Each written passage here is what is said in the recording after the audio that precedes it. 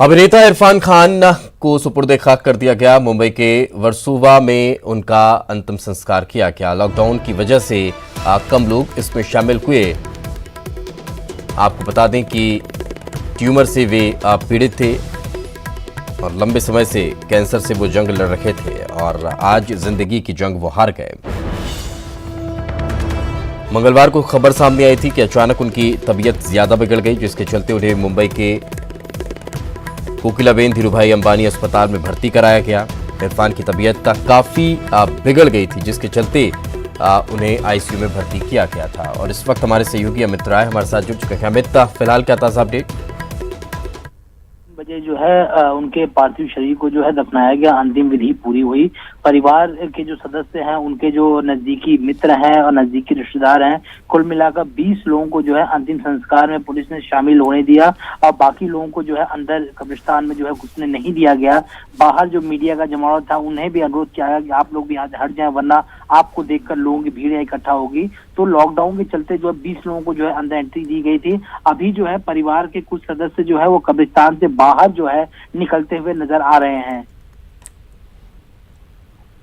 बिल्कुल। अब एक बड़ा सितारा, लेकिन फिल्मी जगत की भी क्या कुछ हस्तियां यहां पर पहुंची या फिर किसी दूसरे माध्यम से यहां जुड़ने का प्रयास किया? परिजनों से उनकी कोई बातचीत हो पाई हो?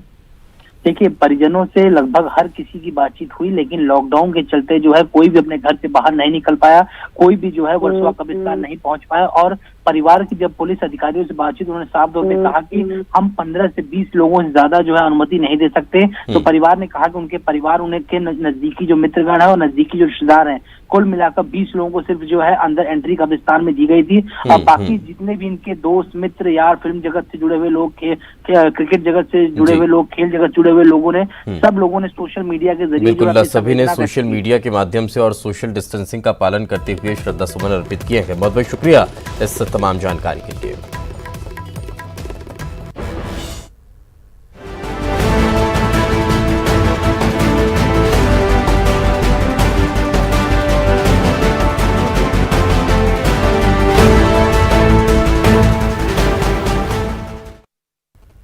और चलिए अब दूसरी खबरों का रुख कर लेते हैं। भोपाल से एक बड़ी खबर मिल रही है। 30 अप्रैल से सरकारी दफ्तरों में कामकाज शुरू होगा। सीएम शिवराज सिंह चौहान ने अधिकारियों को इसके दिशा निर्देश जारी कर दिए हैं। वल्लभ भवन, मंत्रालय, सतपुड़ा, विंध्याचल में काम शुरू हो जाएगा। 30% अधिकारी कर्मचारियों की उपस्थिति रहेगी। सोशल डिस्टेंसिंग के नियमों का पालन करना होगा। तो ये व्यवस्था बना दी गई है कि 30% जो कर्मचारी अधिकारी हैं वो ऑफिस में रहेंगे। तो यानी समझा जा सकता है कि अलग अलग अब एक टीम बनाकर कहीं ना कहीं काम होता दिखाई दे सकता है। लेकिन ये बड़ी खबर इस वक्त हम आपको बता रहे हैं। लंबे समय से, चूंकि जब से लॉकडाउन है तभी से सरकारी दफ्तरों में कामकाज प्रभावित रहा है। जो अति आवश्यक सेवाएं हैं उनमें कामकाज चल रहा था, लेकिन बाकी अगर देखा जाए तो कामकाज प्रभावित होता नजर आया है। प्रधानमंत्री जी ने कहा था कि जान भी है और जहान भी है, इसलिए हमें जहान को भी देखना है। इसलिए सभी सावधानियां रखते हुए कल से वल्लभ भवन, सतपुड़ा, विंध्याचल जो राज्य स्तरीय कार्यालय में है, उनमें 30% अधिकारी कर्मचारी अब काम के लिए आना प्रारंभ होंगे, ताकि सामान्य कामकाज को भी हम जारी रख सकें। प्रदेश में कई तरह की आर्थिक गतिविधियां जो ग्रीन जोन है उनमें हमने शुरू कर दी है। कल ही मजदूरी करने वाले मनरेगा के अंतर्गत मजदूरों की संख्या 5 लाख से ज्यादा थी। रोजगार के अवसर जुटे, इसका प्रयास हम लगातार कर रहे हैं। और ज्यादा जानकारी के साथ हमारे सहयोगी शरद हमारे साथ जुड़ चुके हैं। शरद, क्या अब सरकारी दफ्तरों में भी एक टीम के हिसाब से काम होता रहेगा कि पहले 30% जो अधिकारी कर्मचारी हैं एक टीम उनकी बना दी जाए, फिर उनको रिलीफ देकर दूसरे अधिकारी कर्मचारियों को बुला लिया जाए, इस तरह से कोई काम होगा? किस तरह से मैनेज होगा? सोशल डिस्टेंसिंग का कैसे पालन हो पाएगा? मेथड है जो अब सरकार अपनाने जा रही है। देखिए, मुख्यमंत्री शिवराज सिंह चौहान ने अधिकारियों को निर्देश दिए हैं कि कल से जो राज्य स्तरीय दफ्तर हैं उनमें कामकाज शुरू किया जाए। प्रमुख तौर पर वल्लभ भवन जहां मंत्रालय है, पूरी सरकार बैठती है, वहां पर साथ ही साथ में सतपुड़ा भवन और विंध्याचल भवन जहां पर बड़े बड़े ज्यादातर जो विभाग हैं उनके दफ्तर हैं। तो इन दफ्तरों में और इसके साथ ही जो राज्य स्तरीय अन्य दफ्तर हैं उनमें काम करने की बात कही गई है। और इसके लिए जो फॉर्मूला निकाला गया उसके तहत 30% जो कर्मचारी और अधिकारी हैं केवल उन्हीं को एक बार में बुलाया जाएगा और उनके लिए भी दिशा निर्देश जारी किए गए हैं, जिसके तहत जो सैनिटाइजेशन है वो सबसे पहले करना होगा और मास्क लगाना होगा सभी कर्मचारी और अधिकारियों को। साथ ही साथ में सोशल डिस्टेंसिंग का जो पालन है वो करने की बात कही गई है। तो ये जो शुरुआत है वो अभी की जा रही है, क्योंकि मुख्यमंत्री ने आज कहा भी है कि दरअसल काफी वक्त हो गया है, जो सरकारी कामकाज है वो जरूरी सेवाओं को छोड़कर पूरी तरीके से ठप हो गया था। तो अब उसे धीमे धीमे शुरू करने की जो कवायद है वो की जा रही है। हालांकि ये भी तय किया गया है कि अगर किसी तरीके से कोई भी इन्फेक्शन की खबर किसी भी विभाग में आती है या दफ्तर में आती है तो फिर उसके बारे में दोबारा से फैसला किया जाएगा। लेकिन कुल मिलाकर ये कह सकते हैं कि धीमे धीमे जिंदगी और कामकाज पटरी पर लाने की कोशिश है, जिसके तहत 30% स्टाफ के साथ कल से जो राज्य स्तरीय कार्यालय हैं पहले उन्हें खोला जाएगा, फिर बाकी के जो सरकारी कार्यालय हैं उनमें भी कामकाज शुरू किया जाएगा। बिल्कुल, चलिए बहुत बहुत शुक्रिया इस तमाम जानकारी के लिए। तो यानी समझा जा सकता है कि सोशल डिस्टेंसिंग का पालन करते हुए अब कल से अधिकारी कर्मचारी अपने काम पर लौट रखेंगे। आगे बढ़ते हैं। बीजेपी अब वार्ड और पंचायत स्तर पर दीनदयाल समितियां बनाने जा रही है। सीएम शिवराज ने सरकार की योजनाओं की निगरानी के लिए समितियों के गठन करने पर जोर दिया है। शहरी इलाकों में वार्ड स्तर पर समिति निगरानी का काम करेगी। सीएम शिवराज सिंह चौहान ने विधायक और जिला अध्यक्षों के साथ ऑडियो कॉन्फ्रेंसिंग के जरिए समितियों के गठन पर जोर दिया है।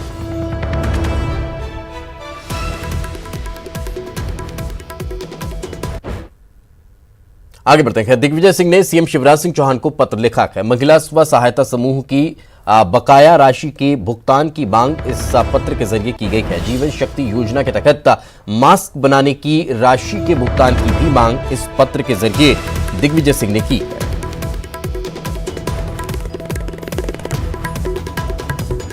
तो पूर्व मुख्यमंत्री दिग्विजय सिंह ने मुख्यमंत्री शिवराज सिंह चौहान को ये पत्र लिखा है और पत्र लिखकर ये मांग उनके द्वारा की गई है।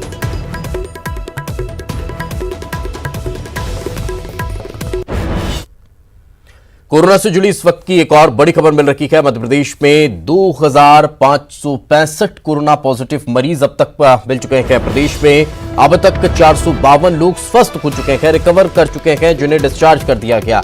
प्रदेश में 129 लोगों की कोरोना की वजह से जान चली गई। इंदौर में 1466 कोरोना पॉजिटिव मामले सामने आ चुके हैं, तो 186 लोगों ने रिकवर किया है।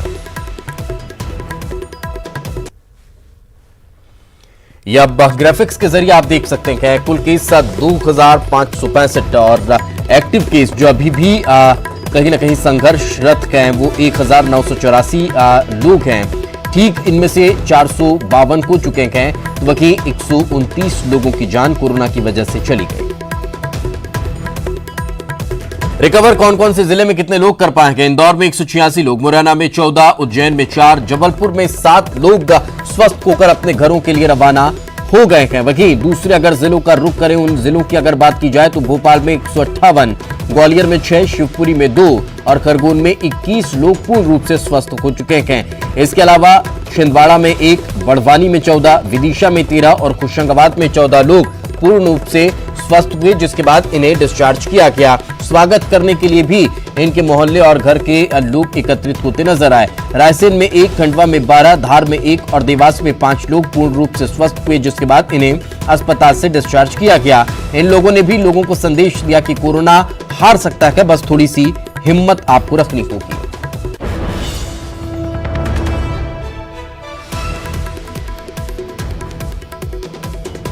तो राजधानी भोपाल की अगर बात की जाए तो राहत देने वाली खबर यहां निकलकर सामने आई है। कोरोना संकट के बीच आज फिर कुछ लोग डिस्चार्ज को रखे हैं। कोविड-19 सेंटर से मरीज डिस्चार्ज आज किए जा रहे हैं। Chirayu medical college and hospital से 14 मरीजों को आज डिस्चार्ज किया जाएगा। सभी मरीजों की दोनों रिपोर्ट नेगेटिव आई है। कल भी 21 मरीजों को डिस्चार्ज किया गया था। अधिकारियों की टीम में सभी पक्ष देखने वाले अफसर शामिल होंगे। वो टीम वहां जाकर कैंप करेगी और स्थानीय प्रशासन को, चाहे वो इलाज हो या लॉकडाउन जैसे विषय हो, उस पर हर संभव सहयोग करेगी। सुखद संकेत ये है कि कोरोना में पॉजिटिव जो सैंपल के नंबर के आधार पर जो केस आते थे, अब वो प्रतिशत में कम हो रहे हैं। पॉजिटिव केस लगातार घटते जा रहे हैं। वो इंदौर में भी घट रहे हैं, भोपाल में भी घट रहे हैं। मृत्यु दर अब कम हो रही है। और सुखद बात यह है कि डिस्चार्ज होने वाले मरीजों की संख्या, जो स्वस्थ होकर डिस्चार्ज हो रहे हैं, उनकी संख्या लगातार बढ़ रही है। हम धीरे धीरे परिस्थिति पर काबू पाते हुए प्रदेश की जनता के सहयोग से लगातार आगे बढ़ रहे हैं। और इसलिए हमने एक फैसला भी किया है। प्रधानमंत्री जी ने कहा था कि जान भी है और जहान भी है, इसलिए हमें जहान को भी देखना है। इसलिए सभी सावधानियां रखते हुए कल से वल्लभ भवन, सतपुड़ा, विंध्याचल जो राज्य स्तरीय कार्यालय है, उनमें 30% अधिकारी कर्मचारी अब काम के लिए आना प्रारंभ होंगे, ताकि सामान्य कामकाज को भी हम जारी रख सकें। प्रदेश में कई तरह की आर्थिक गतिविधियां जो ग्रीन जोन हैं, उनमें हमने शुरू कर दी हैं। कल ही मजदूरी करने वाले मनरेगा के अंतर्गत मजदूरों की संख्या 5 लाख से ज़्यादा थी। रोजगार के अवसर जुटे, इसका प्रयास हम लगातार कर रहे हैं।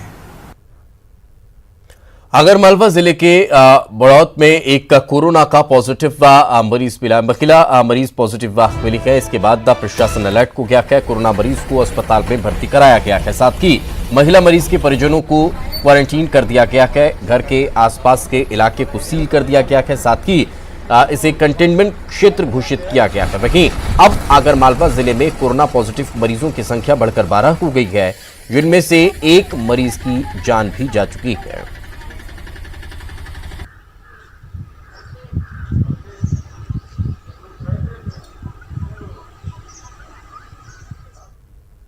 वहीं बात खंडवा की कर लेते हैं। खंडवा में फिर से कोरोना के 10 पॉजिटिव मरीज मिले हैं। पॉजिटिव मरीज मिलने से जिला प्रशासन में हड़कंप मच गया है। हलचल और ज्यादा तेज हो गई है। मंगलवार देर रात 26 सैंपल रिपोर्ट में से 16 नेगेटिव और 10 पॉजिटिव मिली हैं। इन 10 पॉजिटिव मरीजों में से 2 लोगों की मौत 2 दिन पहले ही कोरोना संदिग्ध के रूप में हुई थी। अब खंडवा में कुल पॉजिटिव मरीजों की संख्या बढ़कर 46 पहुंच चुकी है।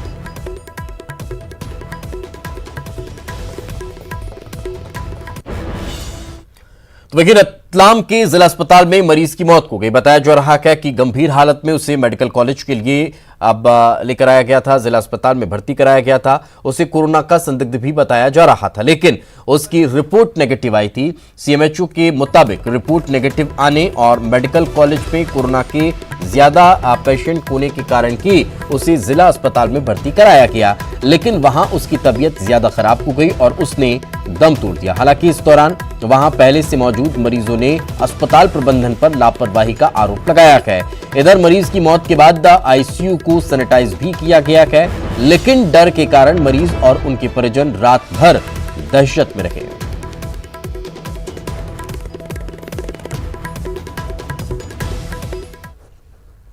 घंटे भर पहले एक पेशेंट को लाए मेडिकल कॉलेज से रेफर करके। उसकी स्थिति ज़्यादा खराब थी। यहाँ स्टाफ का भी कहना था कि मेडिकल कॉलेज से यहाँ रेफर क्यों किया इसको। उसके बाद 15 मिनट में वो पेशेंट मर गया तड़प तड़प के।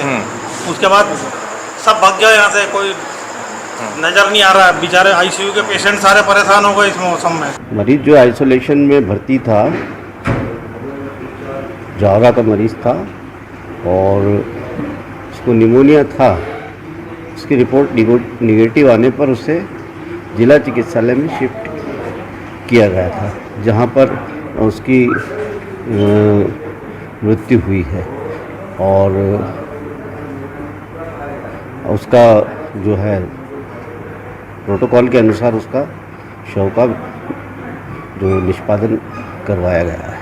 दूसरी बात यह है कि जब सभी सुविधाएं मेडिकल कॉलेज में है ऑलरेडी, वहाँ से इस पेशेंट को यहाँ भेजने का क्या वो निकलता है? कहीं ना कहीं आपको लगता है कि लापरवाही हुई? आपको लगता है कि वहाँ पर क्या है, पॉजिटिव केसेस ज़्यादा है, तो अब पेशेंट का रिजल्ट अगर निगेटिव है तो उसे एहतियात के बतौर जिला चिकित्सालय शिफ्ट किया। ब्रेक के बाद एक बार फिर आपका स्वागत है। इंदौर में कोरोना से लोगों को मुक्ति दिलाने कंप्यूटर बाबा ने तपती धूप में धुनी रमाई। साथ ही पीएम मोदी को पत्र लिखकर संतों की समस्याएं भी उन्होंने बताई है।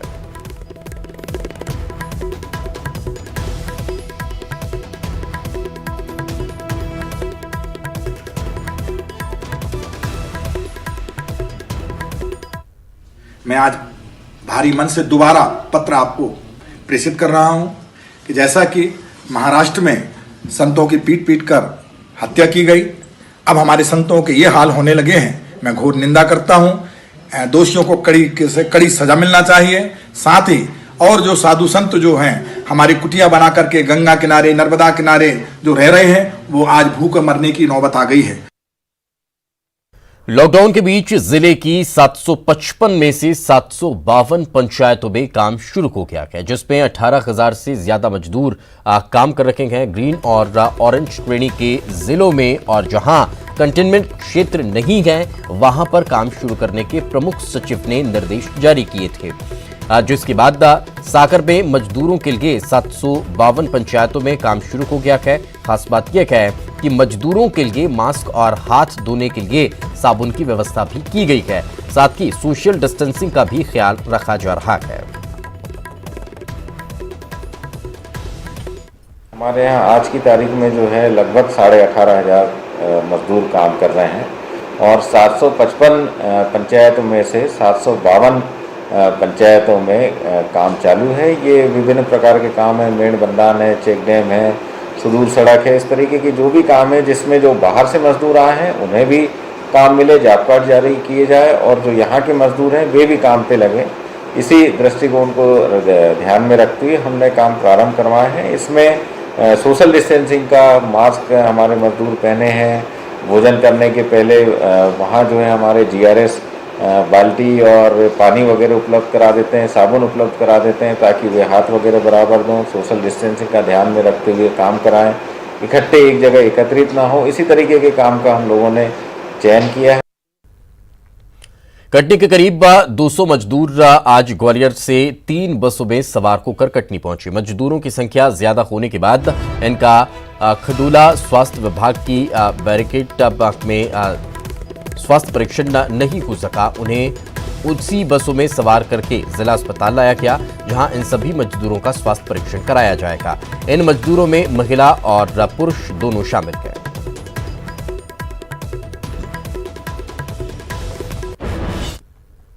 राजस्थान में फंसे छात्रों को लाने के बाद दूसरे चरण में शिवराज सरकार ने प्रवासी मजदूरों को वापस लाने का सिलसिला शुरू कर दिया है। राजस्थान के जैसलमेर में फंसे 2200 से ज्यादा महिला और पुरुष मजदूरों को मध्य प्रदेश लाने की कवायद शुरू हो चुकी है। सभी मजदूरों को पहले गुना और उसके बाद भोपाल, रायसेन, होशंगाबाद, राजगढ़, विदिशा, सीकर उनके घरों तक भेजा जाएगा। 70 यात्री बसों में सवार होकर प्रवासी मजदूरों का गुना आना शुरू हो चुका है।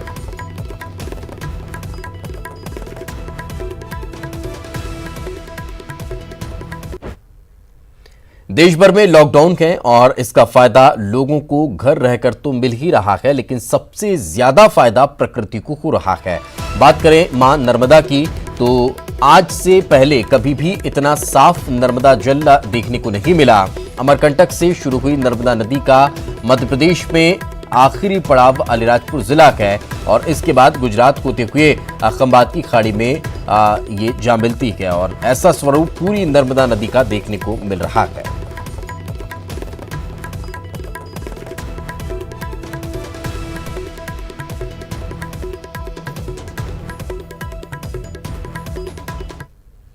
होने के कारण से अपने ये नर्मदा का पानी अभी एकदम ये शुद्ध, अपने आप शुद्ध हो गया। ये लॉकडाउन में लोग भाग आने जाना सब बंद हो गया, इस कारण से नर्मदा का पानी शुद्ध दिख रहा है। और चलिए इसी के साथ इस बुलेटिन में फिलहाल इतना ही। एक छोटी सी अपील आप लोगों से पुनः यही है कि आप अपने घरों में रखें, अपने आप की, परिवार की और देश की सुरक्षा करें। लॉकडाउन के नियमों का कड़ाई से पालन करें। किसी भी तरह से इन लॉकडाउन के नियमों को हल्के में बिल्कुल भी ना लें। खबरें लगातार जारी हैं। फिलहाल दीजिए इजाजत। नमस्कार।